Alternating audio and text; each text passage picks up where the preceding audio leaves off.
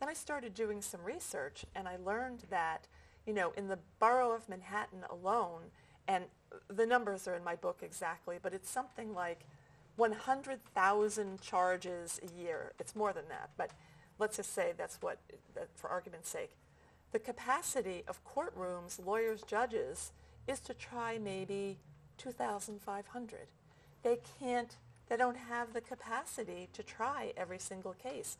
So you can try. How you doing, everybody? Welcome to Backtalk with Cripple3030. My name is Cripple3030, and I'm here interviewing Jessie Shannon. Introduce yourself for everybody. My name is Jessie Shannon. I'm originally from South Carolina. I'm born and raised in the Bronx. Now, we're talking about your experiences, right? Yes, sir. We actually wanted, I got you up here because we want to talk about all the traumas that you went through because of a mistake that you committed in your life. A lot of people don't go through what we went through, what you went through personally, but we want people to view that. Okay. So, from my understanding, you was incarcerated for numerous years. Absolutely. How many years? 31 to be exact. So you was incarcerated for 31 years. From what year to what year, let's say? I went to prison in 1987, came home 2018. Wow. How old were you when you got locked up? I was 24 years old, came home at 55. Now, I know your crime was probably something serious. I don't want to hear I don't want to hear like who got killed. I don't want to hear none of that. Absolutely. Right? We don't do the rat thing here, right? Okay. But I want to know, what was your mind state as you was committing your crime? Did you already know in your mind, were you equipped to deal with the fact that you was going to be incarcerated? I don't think, coming up in the street, I don't think when you're doing crime that you anticipate being locked up. That defeats the purpose. I think when you're out there committing crime, I think it's one of those things where you're not thinking that far in advance. I think you don't reflect on it until you get locked up. So I think when you're out there committing crime, whatever crime you're into, I think the whole thing is getting away, not getting caught. We don't anticipate getting caught until it actually happens. Right. And then when it happens, I don't think you're mentally equipped to deal with it, mentally. Right. And a lot of things take place in that criminal mentality, meaning that when we come up in the hood, there's no one there teaching us how to do the right thing. All our how can I say it, people that we look up to isn't to crime, whether it's drugs, sticking up, burglarizing, whatever it is. Right. We don't have, otherwise, we don't have positive role models in the hood until guys like me come home. Then that's the after fact. Were you ever told that could be a result of your criminal activity? No. So in your mind state, you was like, I'm committing these crimes, but the possibility of getting caught never came into your mind. Never entered the equation. Absolutely not. Like I said, it defeats the purpose. Because if you committing crimes and you think you can get locked up, right? I don't think you would commit the crime. Right. You know what I'm saying to you? Right. The whole thing is getting away, and I think that's the mindset. You know what I mean? So now, once you got arrested, that you actually got incarcerated, that you went to Rikers Island? Yeah, it was in Rikers Island. I was in Rikers Island for about, been on Rikers Island going back and forth to court, and sometimes that can take years. Right. It's county jail, really. And I think you're just going back and forth to court, just going back and forth to court trying to figure out what your case is. And I think, in my situation, I was convicted of murder, felony murder. Okay. So, being a serious crime, that might take up to 2, 3, 4 years on Rikers Island fighting your case. Right. You know what I'm saying? That's what happened. I ended up staying on Rikers Island for about 18 months before I actually went to trial and got convicted of felony murder. So now, was it serious to you? Did you think that I'm going to go to court and I'm going to go home? Or did you have it in your mind that I'm going to be here for a while? I don't think we kind of like accept that reality. A lot of times what happens is that when we're young, we're naive to the law.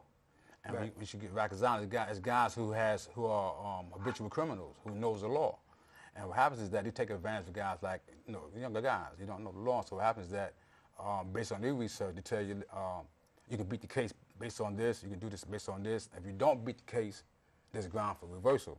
And I think a lot of us fall into that net, and that's not the case at all. And I always tell guys what happens is that black men is playing softball while the system is playing hardball.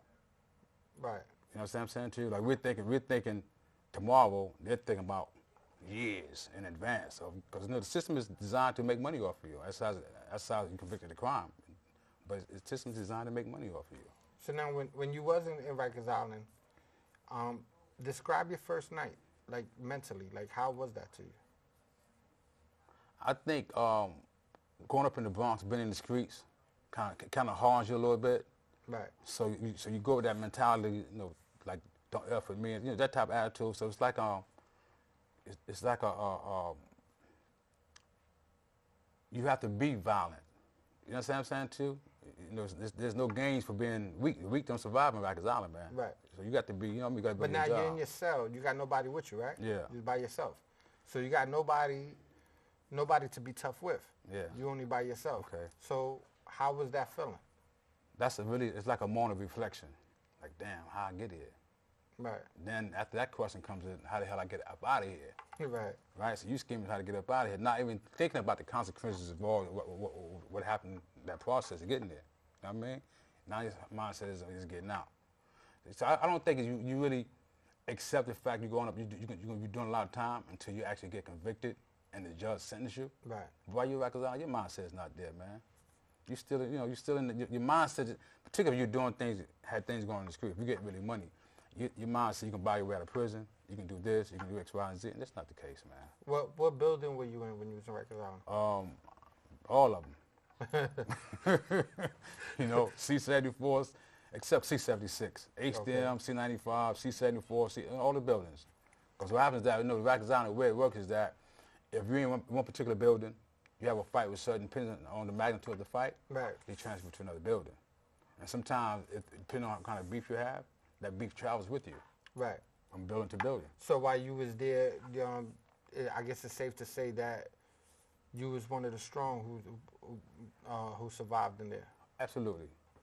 I so, had to. In other words, you rolled up your sleeves and you said, you know what, I got to get dirty just like them. Put the big drawers on, man. Right. You know what I mean? Handle your business. That's how the Rikers Island is geared towards that. And sometimes what happens is that it perpetuates your violence anyway, because if Rikers Island is not geared towards helping you solve your issues, it kind of perpetuates it. So right. it's like a cycle. You know what I mean? Even with the officers. You know what I mean? Because like even the officers have like had their little crews where they can't put their hands on you, right? Right. So they bring certain little things to satisfy other guys and have, you know what I mean? Right. Do their dirty work. Right. Have them. It's a system, man. Right. And I understand it. You know? So how long were you in Rikers Island? About 20 months. About 20 months? Yeah. Fighting your case in your trial? Yeah. All right. So once you got your decision back and said, all right, you guilty. Yeah. You going up north, you're gonna start your bid.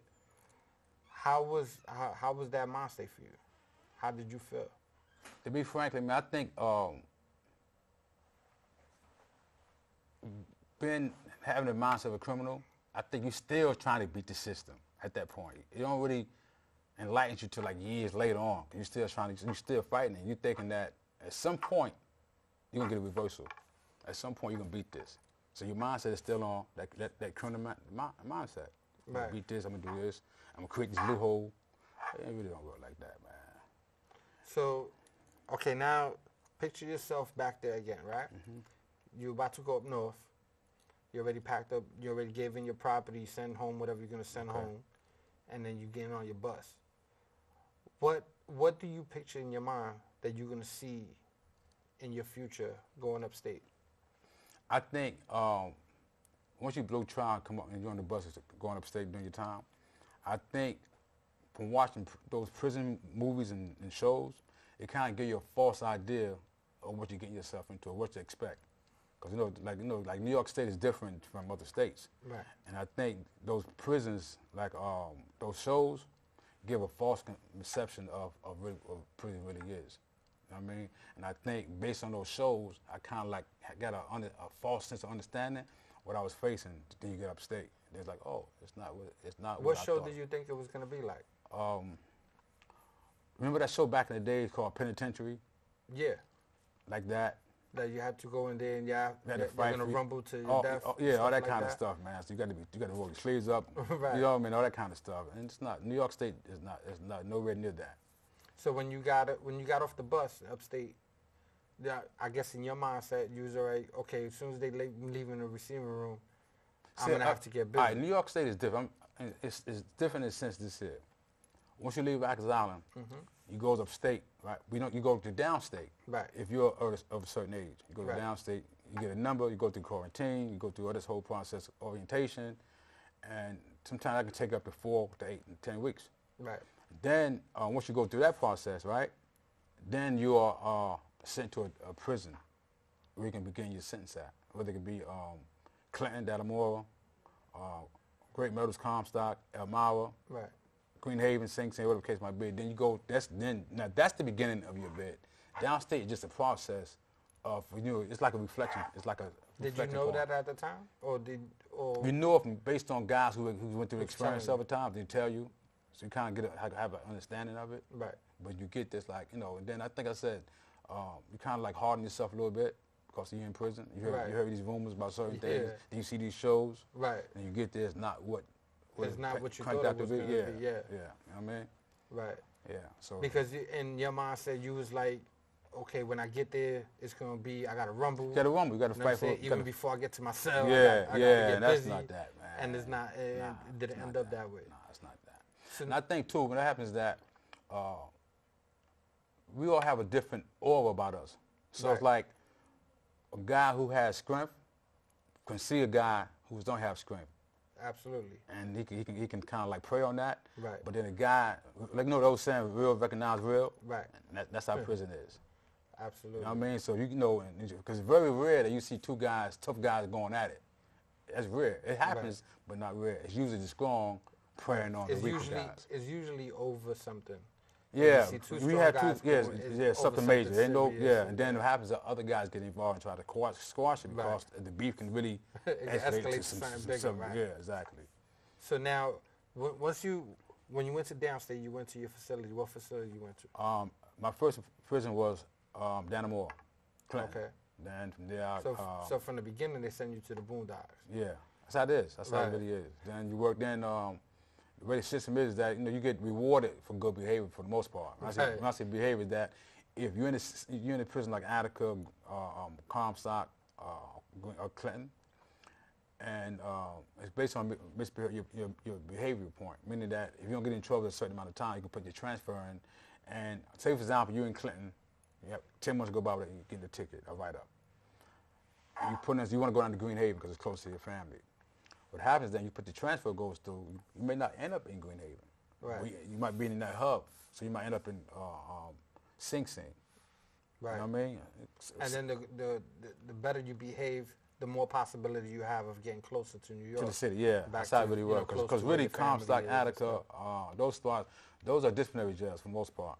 Like, like very rare you see a guy in Clinton for 10, 12, 15 years. It happens because he want to be there. Because, he want to be there. For the most part, you don't see that. So now, when you're in Clinton, we all know that's that's one of the toughest jails. It is, you know what by I'm saying, to have far. to deal with. Not just inmates, but On the both staff, sides, everything. yeah. You know what I'm saying? There's a lot of racism up in Clinton, man. It's cliques up there. Yeah. That's Right. serious. You know what I mean? So at what point in your bid did you have to really really get down and dirty? I don't want to know details and stuff, but I guess what caused it? What made you say, you know what, I got to do what I got to do right now, because if not, my manhood's challenged or my reputation or whatever it is. Well, the system, the way New York State system is like, you got tough guys in all the boroughs, don't get me wrong. Right. But Brooklyn and Bronx Right. stands out. Right. So if you're from the Bronx and you're affiliated with certain guys, you got to represent that. Right. And the same thing with Brooklyn. Absolutely. And usually, other guys get preyed on, right? And be like, for example, see, like Manhattan, right? Manhattan is considered to be the little brother to the Bronx. So a lot of guys from Manhattan, not all the guys, but some guys from Manhattan, kind of like up under the umbrella of the Bronx. Right. And going against Brooklyn, Right. for lack of a better word. Yeah. You know what I'm saying? But Bronx and Brooklyn usually stands Right. neck and neck. but everybody that's like up is underlings. You know So what I'm were saying? you thrown like in the middle of that?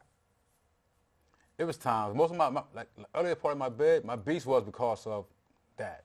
Okay. Trying to look out for guys who, you know what I'm saying? That's where most of my fights and Who's stuff from came your from. hood? It was from Yeah. pretty much Not from your not borough. me. From Just your looking borough. out. Yeah. Right. And I don't like seeing guys being taken advantage of. That's kind Right. of most of my beef. Absolutely. What's the worst thing you ever seen in there? Like something that stands out in your mind, like, you know. The worst thing I ever seen, when a guy spit on my homeboy, he beat him to death in the mess hall, literally, spitting on him. Wow. Yeah, that's probably, but that's my first encounter. Like, wow, this thing here is serious. Like, beat him to death, Right. like literally. So that was like your evidence, like, yo, I gotta play for keeps. Yeah. Because if not, they playing for keeps Yeah. too. They playing for keeps. Yeah. And then, you know, and usually when something like that might to happen, your name travels around the system. Absolutely. You know, Right. so it's like a And respect people thing start now. hearing So about now it. it's a respect thing. So now everybody who you affiliate with kind of benefit from that respect. Right. Feel Absolutely. me? Yeah. So that's also his name's man. Don't, you know what I mean? Yeah. You don't that's want, how, yeah. You don't want it with that. Yeah, you don't want to deal with that. Yeah. Yeah. It's like the wrath. You know what I mean? Yeah. Yeah. Just let them stay Yeah. calm and shit. You don't Yeah. want that. Yeah. So, besides the fact that Clinton is like 10 hours away from your family, Yeah. you know what I'm saying? Were you getting visits and stuff up Yo, there? I'm gonna tell you something. And I'm gonna tell you something. This is not the glorified prison, because I don't think prison is designed for that type of mentality. But I don't know anyone who did a better bid than me, man. Not for real. Why you say like that? I said, because from the very beginning, my wife was there, my mother was there, my siblings was there, my family. You know, my family was. I had a big support system. Wow. Like for real, and I mean that, like literally from the beginning to the end. And that's actually a rare thing. Very rare thing, man. Because if you walk the yard and you actually took a survey, You might have, I know my whole 31 years, I know 3 other guys, no, probably 2, I'm the 3rd one, that actually experienced that. that they had the That I same know. support system. And usually throughout the when whole thing. you're doing a lot of time, you know other guys that's doing a lot of time. So y'all kind of have, it's like a big family for the most part, network Yeah. support system, and you don't see that, man. And you might have a guy, for example, to get a girl, she might do 5 or 6 years, then break out, then somebody, no, it's like pieces. But for somebody to be there for the whole 25 or 30 years, that's very, very rare, brother. And Not I'm a blessing, assuming man. that it was like real strenuous on them, on your family. Yeah, because you know, To be able to stick by you emotionally. I mean. And I'm very, you know, and I could be hard sometimes, man. And like demanded, like for real, you know what I mean? And I realized in hindsight, you know what I mean? But it was tough. And I think the biggest stuff for me is not being there for my children. You know, then to see this sad look on my mother and my wife's face, like, you know, like, Right. damn. You know what I mean? Like you couldn't be there at night Yeah, when it cries. yeah. Then Oh, seeing them go up right. as going up in prison. But I was fortunate though because all my kids been in my life from the very beginning to now. You don't see that, man. I have a very strong bond with my children and my 9 grandchildren. Now, I know that I've met people in there that they say, you know, they got their wife holding them down and stuff, and the wife might hold them down a few years, and in the process they so unappreciative of that. yeah, Sometimes they'll come home, and the wife that actually stood by them, you know, 4 or 5 years, Yeah. whatever it is, they'll be like, nah, I don't need you no more. Or yeah. they'll move That on happens, to their cheat. and what it does whatever is it it gives the game a black eye, man. Because guys who actually doing the right thing, and you know, women talk like men talk. Right. So if a woman did 5 or 10 years with a guy, right, and he come home and he, for lack of a better word, shit on her, Right. that gets around. So now what happens is, like I said, give it a black eye, because now a woman might want to deal with a guy inside, but because her friend just went through some experiences, she don't want to deal with They it. expect all men to be like, And all prisoners to and be I that think, way. back to my friend, I think sometimes in men in general, I think when you're in prison, you can't tell people you change, man. People got to see that. They got to see examples of it. And I Right. think that's what helped me along the way. 'Cause I wanted to change. I wanted to get my life together. And Right. I think people saw the changes in me. And it's like when people see the change, people willing to invest in you a little bit. So that's what happened with me. I believe. I'm going to believe that people invested in me. At what point in your bid did you say, you know what, I can be tough, but I think it's time for me to start putting my mindset to staying out of trouble, getting out of here, so I could do something positive with my life? You know, been real. I think the beginning of my transformation was led to it. When I read Malcolm X's autobiography, Right. that changed it. No, I ain't say it changed. It was the beginning of the change. That was your motivation. Yeah. And then when I read George Jackson's Okay. All Eyes on his book, Right. that kind of helped a little bit. But that's only the mental aspect of it. I think you have to go through a spiritual transformation Right. to actually get it together. So you have to have the mental, the physical, and the spiritual. And then that sets you on the right path. And I think once you get on that path, it's really hard going back. Did you ever, like throughout you did 31 years, that's a lot of time. Absolutely. Did you ever at any point was at a stage where you was gonna say, forget it, I don't care, I'm gonna just kill whatever stands in my way. I'm not even looking forward to going to the street. Like I just Absolutely give up. not. You was never I at was, that I point. was determined from the beginning not to let the system break me, man. Because I knew I had loved ones waiting for me. So I had to be. So I your had to. support was Yeah. actually what prevented that. No, just me being me. I'm a strong individual. I'm strong-minded. Okay. Like I always been a leader. I never been the follower. Right. You know what I'm saying? So it's always been me leading, even the guys I hung out with. Right. Been the youngest, but the leader of the group. So I never had that mindset. So My mindset you is so that strong-willed I'm getting that- up out of here. When I don't know when. Right. I'm getting the hell up out of here. Y'all ain't, you know. Then all that. Not only I'm getting out of here, I'm gonna be an asset when I get up out of here. So then what happens is that, you know, when you doing time, you know, you had the opportunity to go left or go right. And what Right. happens is that a lot of times you see guys going right, doing the right thing. That kind of like inspires you a little bit. Right. Guys doing the right, like, damn, this guy. And then you hear guys speaking, running organizations, prison organizations. Right. That kind of like, oh, this guy's getting his stuff together. And I think I want to be a part of that group. This is the elite group in prison as opposed to other side, you know, getting Right. high, selling drugs and Right. gang bang, all that kind of stuff. I People didn't that was- want to be a part of that. that actually that's what led, didn't that's see- what led me to prison the first time. Right. So I'm not going to continue going in that route. You know, and I always said, brother, there's no right way to do wrong, man. And Right. eventually you're going to get caught. That's You don't a see it fact. then, in hindsight. You know what I'm saying? So sometimes I want to use my life as an example. Right. There's a better way, man. So then, what did you start doing to better yourself? To better your focus. I had already had my GED, so I wanted to go to college, right? So in around 91, I enrolled in Mercer College. Pardon me, I enrolled in Dutchess College first, right? Okay. Then I went to Mercer College. Then what happened was, you know, Pataki came into office. Right. Just tough on crime. It all that took kind away the colleges. took away the college program and stuff like that, and in my college, my bachelor's degree. Right. You know what I mean, and I think you know, just reading, man. Just like, you know, like I think the more you read, right, your horizon opens up. That's a fact. You know what I'm saying? Right. Like it really. So I done read over 1,000 books, man, and it kind of like paved the way for where I'm at right now today. So now, from Clinton, I'm assuming you went through a lot of I facilities. done went through throughout every your day, max right? facility in the state of New York except Eastern. I done been to Clinton twice, Attica twice, Clinton 3 times, Attica twice, Comstock 3 times, Sing Sing 3 times, Greenhaven, you name it. I done been to Elmira twice, Shawanga once, Sullivan once. I done been to all of them. And then throughout this whole bid, you had your family supporting. Yeah, the entire bit. That's like so precious, man. That's gold. Yeah. It really is, bro. I'm blessed, man. Even today, I'm still blessed. No, that's actually good. That's Yeah. good because, like we was just saying, that's a rarity. Like Very rare. you don't really see that in there. Nah. And the fact that you actually came home and followed up, Yeah. because you know you wasn't like the other individuals that just turned their backs and just left. Yeah. You know, I had this thing where I was saying that my 31 years, I didn't enough time for my entire family.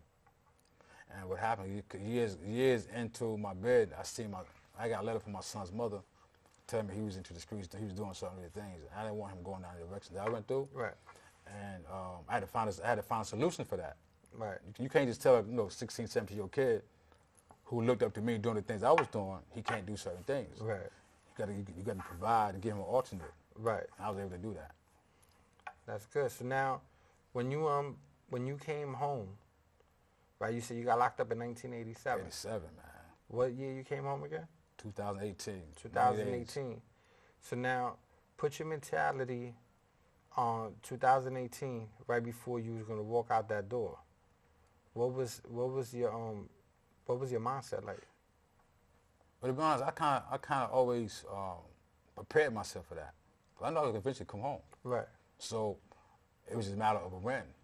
Then I know I was doing a 30-year sentence. So it was just a matter of me going from here to here. What I was going to do in the process is that. Then when I get home, I knew I had to stay focused and continue on that journey. Did you like a lot of people do? Did you have like a plan? Absolutely. Like you say, yo, I'm gonna do this. I'm gonna do that. Did you pace yourself? Yo, when I get home, I'm gonna do this first. Then I'm gonna do that. Then I'm gonna do I had this. a plan. I had like I mean, I did it. I know what I'm saying. 90-day I plan. paced myself. You had a 90-day plan, then a 6-month plan, then a year plan, then the 5-year plan, 3-year plan, then a 5-year plan. That's all part of the plan. So now to come home though, like the first day that they give you the $40, drop you off at the train station, whatever it is. Like, what was your first culture shock? Because I know it was a culture shock. You know, how to explain it, man. Like I said, because I had meant to prepare myself for it. Right. And I always question myself, like, when you get home, what would be? And what happened with me, I think, like I said, I was fortunate because I was getting trouble visits, man. So I'm getting trouble visits, then I'm getting visits regular. Right. Right. So it's a little different for me. Cause my mindset is that even on my trouble visits, it's like I was home. Right. But away from home. You was experiencing the family. Yeah, you know, love. going cooking, you know, that kind of stuff, man. Just being with the family, my wife and everybody. So it's a little different. And then me just walking out the door. Then I walked out the door. You know, it's like, I'm out here, man. Like, wow, finally. So the first thing I did, coming out the door, you kiss the ground and thank God for making it. Right. You know what I'm saying? Because 31 is that's a long time, bro. You know what I mean? Then being out, then coming home, you seeing your family. And I came up to a big celebration. Like 40 people came to see me come on. You know, it was a big thing.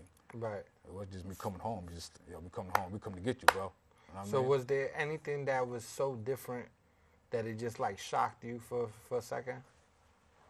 Aside the fact me walking out the door, the gate opened up.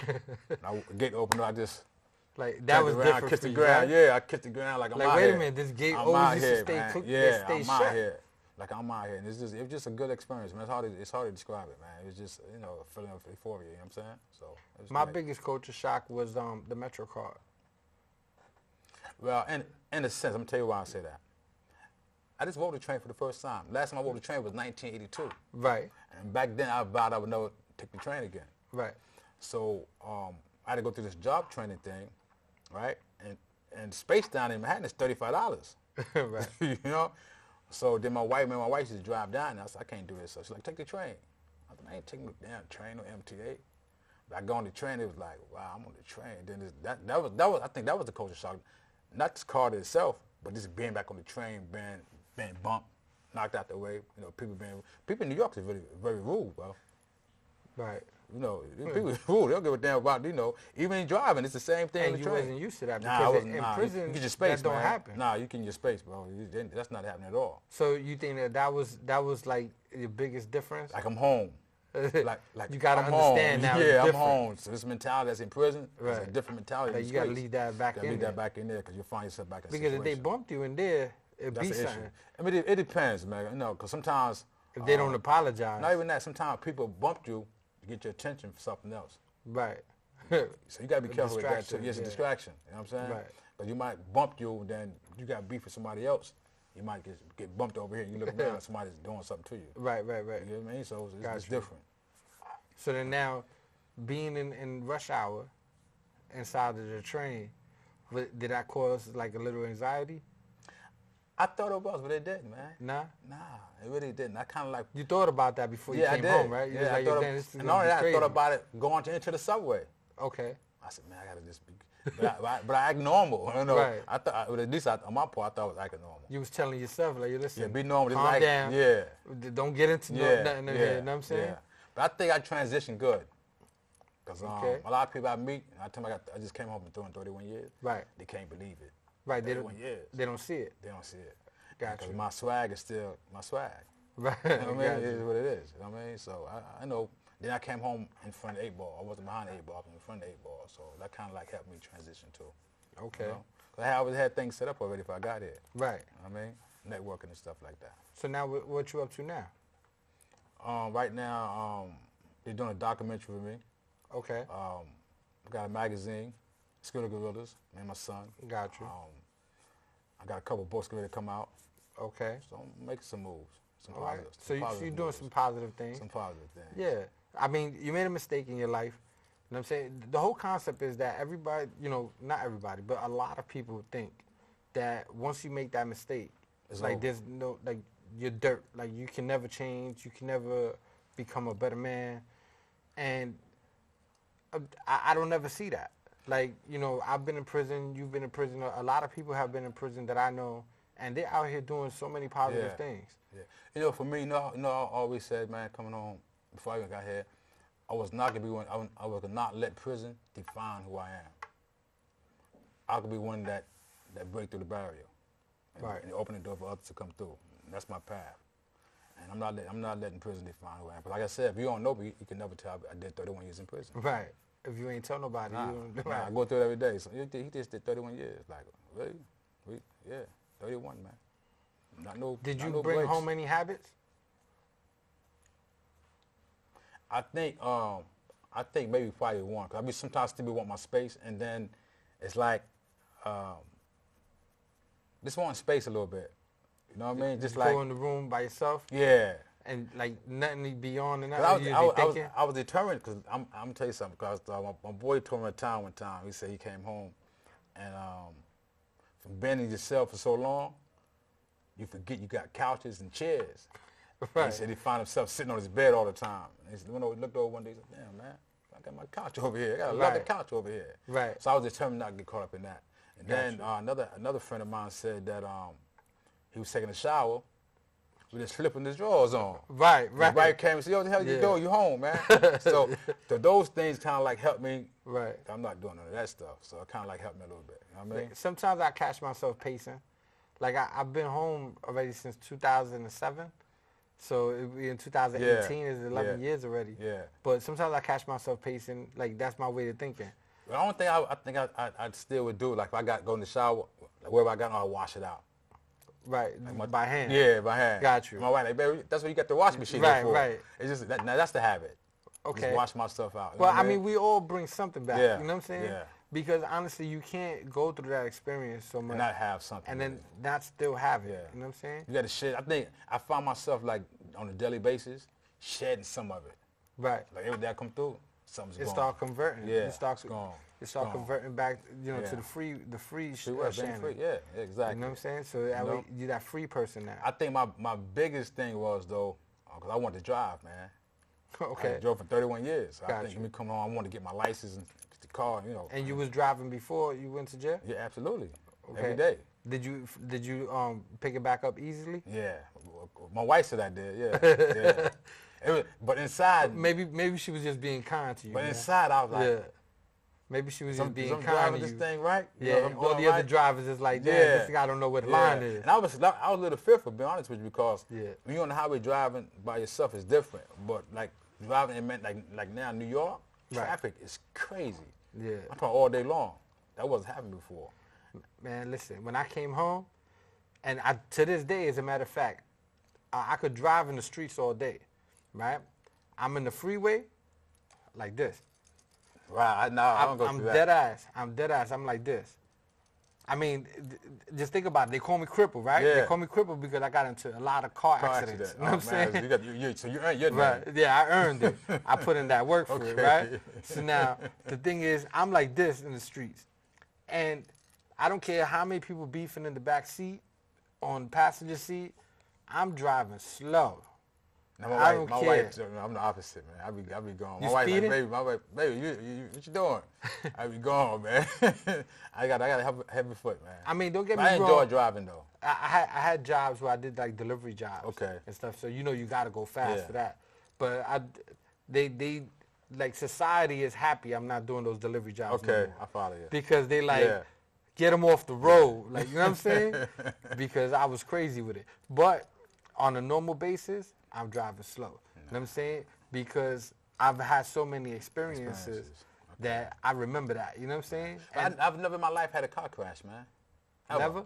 Never? Ever. Wow, that's I've good. never had a car crash. I never got hit. I'm not saying I don't know about what's gonna happen in the future. Right. Because right now I come home, man, everybody and their mother got cars. Yeah. And it's just And everybody's some of them driving. people don't know how to drive. And you know what's the worst? Yeah. Taxis. The cabs. Oh man, I've never experienced nothing like it, man. They got no problem with cutting you off. And now they're cutting you off, hitting you. If you don't move out of there, they hit you. And that's dangerous because you got to think about penitentiary. Hold up. Penitentiary. So I'm always You don't want to get back there. I ain't never going back there. I'm not even going back. I might never go back to visit nobody. I don't know, but I'm just saying how I'm not ever going back to that experience. Right. I didn't get enough time for my whole family, like I said. So my whole mentality. I talk trash sometimes. It's just trash talking though, man. So let's say somebody wanted to get in touch with you, talk to you about your experiences, maybe call you out for another interview. How would they get in touch with you? Mr. Jessie Shannon at gmail.com. Or either SkrillaGorillas.com. That's the magazine entertainment company we have. Skrilla Gorilla? Skrilla, S-C-R-I-L-L-A, Gorillas, Guerrillas.com. Gotcha. Either way. Holler at your boy. Well, I'm going to drop these two books, Sweet Like Honey, man. So we're gonna be rolling, baby. Okay, we're gonna be following. We're rolling. We're gonna keep updated on that. Yeah. So I appreciate you coming through. Thanks for You know having what me, I'm saying? brother. Thank you for the interview. Thanks for having me, man. You know I'll what see you I'm again saying? soon. Definitely. Peace to you and the family, brother. So with that, I'm gonna sign off the way I always sign off. Never ever ever be silent. We'll talk back right here on Backtalk with Cripple3030. You already know. All right. And now for a highlight on a local Bronx business. This is Cripple3030. I'm about to go in here to 604 East 141st Street and speak to the director of Graffiti 2 Ministries. Talk about all the programs that they service the community with. All right. So I noticed that you've been in the neighborhood, in the community for at least 14 years servicing them. What other programs do you have? We have programs that serve all age levels within any family. G2 Kids is a program for elementary age kids that works both school year and summer, hopefully building students physically, mentally, emotionally, socially, and spiritually. A similar program for youth, middle school teenagers is GSALT, stands for Graffiti Serving and Leading Teenagers. And then GSALT students can progress to become interns, where they actually intern with us, tutoring younger kids, other students. And then we engage parents through our Parents Rock program, where they're actually involved in tutoring and helping out around our building facility here. And then we also have a workforce development program called Graffiti 2 Works. And it's a unique program where we have a learning center where adults can come and learn. They can work on their high school equivalency preparation. They can have other things to enrich their own education. And we actually have a business, a small business, where people can actually shop and support Graffiti 2 Works, buying some goods that are made right here in the South Bronx. For any information about any of those programs, the best way to find out is go to our website, graffiti2ministries.org. That's graffiti, like the writing on the wall, and the number 2, graffiti2ministries.org. You can find out about all those programs and even shop our site and support a small business right here in the South Bronx. For more on this Bronx-based organization and its programs, go to graffiti2ministries.org. Welcome back. I'm your host, Cripple3030. We're here at Backtalk with Cripple3030, and we're having a conversation with Skulls. How you doing? Skull is a tattoo artist, and he's also a graphic designer. I brought him out from behind the scenes because in all the reality, he is behind the scenes here at Backtalk. He's actually a co-creator of Backtalk, and I figured why not bring him out to the forefront so we can have this conversation for all the viewers to have. When the concept first started, right, it was funny how we was in your living room. Yeah. Right? And you was actually just doing tattoos for me. Yeah, doing tattoos. Did some cover-ups and stuff like that, yeah. We used to throw a lot of ideas back and forth to each other. Yeah, we a lot of ideas. We had many ideas, you know. My ideas, your ideas, and then we comprise them and try to make them real. And what's funny is that most of the ideas that we threw at each other, and even your wife got involved in sometimes, right? Yeah. And she threw her input in there. She's a good supporter. And we used to just like think that it was just talking, like we would just conversate about things. Yeah, like I used to experience a lot of people, and a lot of people were just shit talkers. They weren't people that will move forward with an idea. They would just stop and, you know, I guess just shoot in the wind for the moment. Most of the time, I used to just think too that we wasn't gonna really do nothing. Like, for example, I was dealing with one clothing line, and then we even talked about starting the clothing line. Right. Right. We was like, yo, you should start your own clothing line, right? Right. And he was like, yo, I could even help you. I could do designs. I could design things for you, right? Yeah. And then out of that, what we did, we born the whole clothing line, right? Yeah. We started the Fam Life. Fam Life. Right? Yeah. So we got hats, we got shirts. We actually started selling them. Yeah. Right? You created the logo for me. Right. Right? You actually designed some of the clothes. You actually gave me a few alternate designs too. Yeah, different colors, variations, you know. I worked with the color wheel, so pretty much to see what works, and also with, you know, with sneakers, so they could match the sneakers. Yeah, I put in a lot of time for that. But even when I came out with that, I was thinking to myself, you know what? This is just something I'm gonna try, because you know the reality. I was like, yo, we was just shooting, you know, just shooting stuff back and forth. Right. I wasn't even thinking we was gonna actually do nothing with it. And then even throughout that conversation, I became a guest in the show, right? Right. And when I was a guest in the show, he was like, yo, you should do something, right? You should talk about something. You should bring something up. And, you know, like I have didn't your think own we'd show. go nowhere with it, right? You was like, yo, you should have your own show, right? Right. And I actually went back to the network where I was a guest at, and I spoke to them. And, you know, some brick walls came up with, you know, they wanted to not let me come on their network and stuff like that. But I was thinking to myself, you know what? Maybe I could do the same thing. Why can't I do it, right? Yeah. If they can, why can't you? Right. Yeah. And then it's funny because when you first told me, you was like, yo, you should do your own show. And then we actually started creating something together. Right. We wasn't going to do nothing about prison. Exactly. We were talking about politics, current events, probably news, maybe the weather. You know, we spoke about a lot of things, you know, but you were more focused on your personal life and your personal experiences. Well, my idea was that I could talk about politics all the time, right? Yeah. I could actually talk about the things that's happening in the government. What's trending? I've never been inside of the government office, right? Right. What's trending I could talk about, but most of my life where I was in prison. I Yeah. did 13 and a half years in prison. So I could actually talk more with experience about a prison yard than I could actually talk about a community center. Right. Because I get it. That's where I spend most of my time. Right. So I figured, why not give a voice to the people that was where I was at, that went through what I went through. Mm-hmm. So that's why I came out with Backtalk, right? And my whole concept of it was that I wanted to give a platform for the people to actually speak about the things that actually occur behind the walls. Mm-hmm. Because as you see it right now, if you look at the media will try to cover up the things that happen in prison. Yeah. Yeah. Like everything is all Walt Disney, you know? Yeah.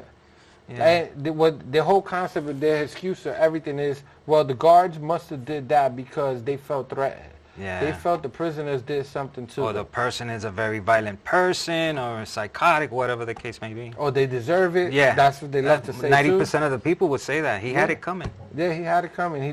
He's a criminal. What Yeah. you expect, right? Yeah. But though, you know, they never look at the fact that, well, maybe it's that the guards are just abusive. It could Maybe be. it's Yeah. that you know, they were wrongfully convicted. Maybe they're not guilty. Right. Maybe they were actually innocent and charged and wrongfully convicted. But there's history that shows of many people that served so many years and they were innocent. Just a innocent bystander at the wrong place at the wrong time, and they get fingered out. So now, as we threw these concepts back and forth, and then I actually went along with doing the prison thing, I've actually, you created the logo, right? And so many people was like, yo, they felt the logo was hot, right? They got the mic with the mouth with the teeth, you know what I'm saying? Yeah. So now I got some people that they telling me that it look like a sportscaster show, right? Well, that's just Or a it, because sportscaster logo. when I started the logo, we were talking about the news and trending stuff. The prison idea came a little after that. So my idea was like, the name of the show is Backtalk. What do I, how do I portray that in a logo? So it came to me, just a microphone with a mic, with a mouth, and like screaming Backtalk, and yeah. But that, I love the logo, right? Some people be attacking the logo, right? They wanted to show bars, they want to say things like that. But in all the reality, I think that it actually gives off the message that I want. Yeah, back talk. You're talking back, and you're sending a message, you know. And this is a necessary evil. How many people are talking about what you're talking today? Not, if anything, nobody but you. Right. So I believe what you're doing is correct. So, and that's actually the whole thing. The thing is that when you was the reason we came up with the name, right, was because when we were kids, right, and things happen, right, the first thing they tell you is don't talk back. Don't right? talk back. You keep it to yourself. Wesh. I don't care what I did. You don't talk back, right? It's the same thing that the guards do, right? The guards do things to the prisoners. They want them to be quiet. They don't want them to write a grievance. They don't want them to write a complaint. They don't want them to tell anybody. They want you to hold it down. Right. Whatever happened to you, that we beat you, we abused you, whatever we did to you, that stays quiet. We want you to be quiet about it, right? And in the end, who are they going to believe? A person of value like a police officer or lawyer or a judge or prisoner? The prisoner has no voice. And that's where we come in at. That's where you come in. Yeah. The whole idea is to give them that platform so that they can actually sit here and shout for the mountaintops about what happened to them. Yeah. You know what I'm saying? Yeah. I've had people come on my show with like so many type of incidents, right? I've had people come, they got beaten senseless. I've had people come and they get wrongfully convicted. They did 20, 30 years, and then only to find out that they were innocent, that they were set up by police officers, and so on and so forth. But society would still look at these individuals in the same ballpark as every other individual, right? And their whole concept of it is that they're degenerates, that they don't deserve to be free, that they deserve whatever punishments they got while they was in prison, that they deserve anything negative that comes to their life. Yeah. And my show is here to stand and say that that is not true. It is not, yeah, you're right. That because me, myself, I did 13 and a half years in prison, and I'm actually accomplishing a lot of things. Yeah. So that tells me that it actually can be done. Yeah. That people actually can come from prison and actually do good things. Right. Yeah, because there's a lot of roadblocks. If you did a felony, you can't become a security guard, right. You know, or anything for that matter. You get these roadblocks, and you can't get hired for this job, or you can't do this type of job, you know. So this venue right now, what you're doing is a lot more enlightening, where people can see the other side, that there is light at the end of the tunnel. That there and then that's the thing. We're not actually stopping with that though. Right. We got other things in play, right? Yeah, we got again, we had so many ideas that we put in play, and we're actually working on a new project coming up. I don't know if I'm allowed to say. Well, we're not gonna mention too much right now, but it's actually in the working. Yeah, right now it's brewing in the pot. And real soon, hopefully, there will be another show created, and you're actually in it. I'm actually in it this time, and this time we brought you from behind the scenes and we put you in the scene. Yeah, now and then I'm behind the scenes. Right. Vice versa now. Switch it up now. Yeah. All right, but it is out there, so people they should be on the lookout for it. Yeah. You know what I'm saying? It's exciting. Yeah. Right. Something new. Yeah, and it's something from the boogie down. Just to give out a little teaser. Yeah. Right? Yeah. You know. That's just it. I wanna my look on this show is to. Because I've done conventions, and in most conventions, once they see the name Bronx, they frown upon that. So the customers will veer away from us. So now I want to show the world that the Bronx, you know, we're not savages. We are creative people. Hip-hop was born here. The whole world has changed because of us, the Bronx. And we are a neglected borough, and we need to show the world who we really are. Well, we're doing it. We're creating things. Actually, with your artwork, with your graphic design, you're doing it. Now you're gonna actually be doing it with your art actor skills, right? Because I'm not too great on that. No, it's a learning process. But you know what's funny is that people always see acting as something difficult to do, but it's not an act if you're just being yourself. If you be yourself. And that's what you're actually going to be doing. Pretty you're much. going to be being yourself. Pretty much. Right? Yeah. Hint, hint, right? Yeah. Right? Because we're not actually I think telling you're them, giving a little too right? much, but it's all good. We're not actually telling them Yeah. what the show is about, right? Not yet. But we threw out little tidbits here and there, right? Yeah. So they know to keep a lookout for it. Yeah, it's coming. You It's know, coming. It's definitely coming, and it's like right around the corner. Should be. It's like definitely like right around Yeah. the corner. And then, and besides that, we got other things in the workings too. Yeah. You know, Yeah. constantly moving. You know what I'm Yeah. saying? We got scripts in the process. Yeah. You have some other stuff that you want to put out. I got a whole bunch of stuff. Like I'm constantly moving. I love to stay working. Yeah. You know, I lost 13 and a half years in prison. So now, and this is like a catch up for me. Yeah. Do know, something positive. Right. Yeah. Sort of give back for Yeah. all those years, right? Yeah. We got a whole lot of stuff on the works. But in all the reality, on your plate, you have some things coming out. You know, it's not about fighting or nothing, right? Well, you know what they say, controversy sells, you know? Yeah. So, there might be some fighting, there might not be some fighting, you Maybe know? some pillow fights. or Some something pillow might be fights, out maybe, there. you never know. Some Some people out there deserve a pillow fight. Some Yeah. non-violent, yeah. right? Yeah. So some how you call it I guess non-violent fights, Yeah, right? yeah. So where you can't get hurt. We're actually putting a budget so we could get goose down feathers. Yeah. I mean, hell, if you're gonna go out with style, right? Right, definitely, definitely. Yeah. And do it with artistic skill. Artistic, yeah. Yeah, that's how you got to do it, right? Mhm. You know, so we threw out mad hints already. Right? Yeah. We're not gonna go too into it, but you know, it's enough for people to be like, okay, well, I wonder what the hell is this? Yeah, right? I mean, the buck doesn't stop here. You know what I'm saying? That's pretty much it. You're a man that has many ideas, and you're exploiting them, and you're trying to expand on that, you know? And I also have my ideas, and we're trying to work as a collaborative and bring it out to the world, you know? Bring your ideas out, bring my ideas out, and, you know, who knows what could happen from there. So now, let me ask you, what is your goal? Well, Well, first of all, I mentioned some of the things that you've done, but why don't you go into a bio about yourself? myself, pretty much, I've drawn since I was a little kid. Always drew. But when I got older, I met a guy who actually was in the prison system, and he told me, since he knew I drew, he told me that he wanted to get a tattoo. At the time, I didn't know what the hell that was. I'm like, what the hell is a tattoo? So he showed me.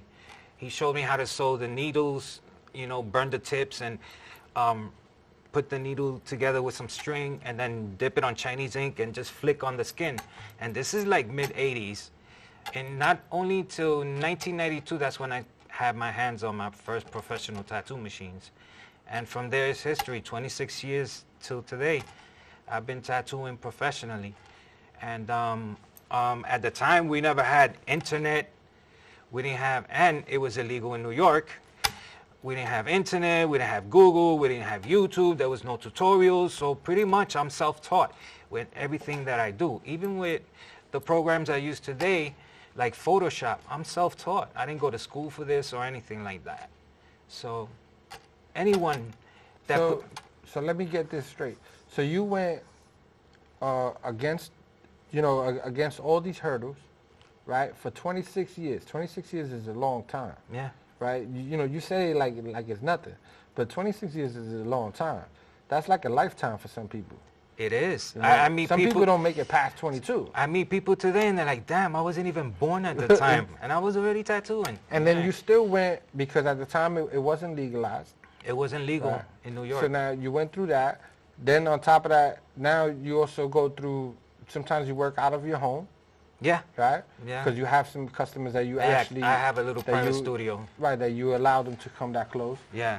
You've been through a few studios yourself, Yeah. right? We're not gonna mention everybody. Right. You know what I'm saying, you know, and it's not nothing negative against them. No. But it's, you know, it's only because some people like their privacy, so we're not gonna mention We're that. going to respect that, yeah. But and you're working at a studio now. Yes, I am. What's Yes, the I name am. of the studio you at now? Born for Ink. They're on Silver Street, Westchester Square, East Tremont. Got you. Yeah, they're a good bunch of people, you know. I've met them. They actually they have is different characteristics, and actually when it comes through, it feels a lot like a family environment. Yeah. Right, because you have the family environment, right? You always got to have somebody who's the prankster. You have somebody who's a little serious, right? Yeah, you shout out to Jimmy, so on and so forth, yeah. right? So you have all of that. So it actually feels like a homely environment. Yeah, you know? it's very inviting. You walk in, it's cool, calm, collected, and yet it's a fun shop, you know, full of laughs and full of surprises. Definitely. Yeah. So now, what do you see yourself in 10 years? I don't know. I honestly don't know. I have a lot that I want to accomplish, and I want to leave a legacy behind, you know. I want my name to be recognized and acknowledged for whatever accomplishments that I've made, you know. So I'm trying to create my own history. You know, today you hear of big names and stuff like that. I want to be that one person, you know, maybe the sleeper artist and that sneak through and you know, just leave my name behind and let it ring bells. Well, I mean, it's not like that's uncommon. I believe that all of us would like to leave a legend. You know what I'm saying? We like to leave some type of a legacy, you know, something behind that people could speak about. Like, yeah, Skull did this back then, you know. Right. I'm not trying to say that I'm better than anybody, you know, because I'm not. There's always someone better than you, right? You know, but I have done it longer, yes. Yeah. You understand? Well, I mean, you put in the work. I put in the work. You put in the work. You know? I mean, in all the reality, you can't down a person for actually putting in the hard work. You know what I'm saying? And that's all I'm asking. You want to be realistic to yourself. That's all I'm asking. Because I'm pretty sure you went through situations where maybe you didn't do that tattoo right. Maybe, you know, you messed this one thing up. You messed Trust this me, up. there's tattoos out there, they'll never see the light of day. You know, So- or maybe you created a design that you say, yeah, you know what, I'm ripping this up now, and nobody's going to look at this. Right. You know, so it may occur that way. But these are all learning experiences. Yeah. Because if you don't have, can nobody ever tell me that they came and they did that thing, they did whatever it is that they do, and it came out 100% perfect. No one's perfect. No one's perfect. Never. No. You have to pass through the imperfections in order to create the perfection. I mean, you have to mold yourself into a beautiful sculpture. You start as an ugly duckling, you become that swan, and that's how it works, you know, from the ground up. And I believe in that. Work with what you got and start from the ground up, you know. Definitely. So I'm glad that you came through. I'm glad to be here, and thank you for having me. I wanted to give a face to the viewers of who you are. And with that said, what I'm going to do is I'm going to sign off the way I normally sign off, and I'm going to say never, ever, ever be silent. Talk back right here on Backtalk of Cripple3030. I finally understood what a parole board was, and because I didn't know. Like, the judge said you're going to do 10 and a half to 31 and a half years. So I was like, okay, I'm going to do 10 and a half years and go home. Right. And the counselor was like, no, you're going to do 10 and a half years and go to the parole board. And I was like, the what? Who was that?